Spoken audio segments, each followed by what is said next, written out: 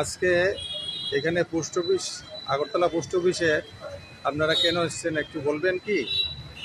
হ্যাঁ, আমরা গতকালকে শুনতে পাই হঠাৎ করে ফেসবুকের মাধ্যমে বা বিভিন্ন সোশ্যাল মিডিয়ার মাধ্যমে যে আমরা আগরতলাবাসী নাকি ভাড়াটিয়া।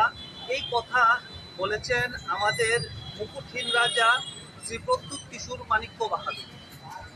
মানে অবাক করার বিষয়। তো আমরা নতুন করে জানতে পেরেছি ওনার মুখ থেকে যে উনি আগরতলার মালিক এবং আমরা নাকি ভাড়াটিয়া।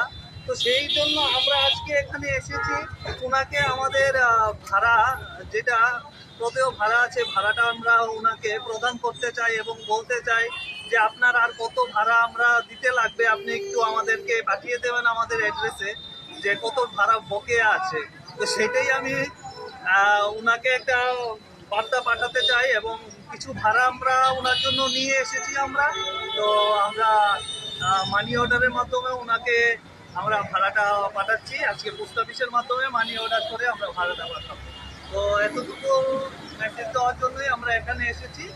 তো আমরা জানতে চাই যে আগরতলাবাসীর কাছে উনি কত ভাড়া এখনো বকেয়া আছে, কাদের কাদের থেকে উনি ভাড়া নেবেন।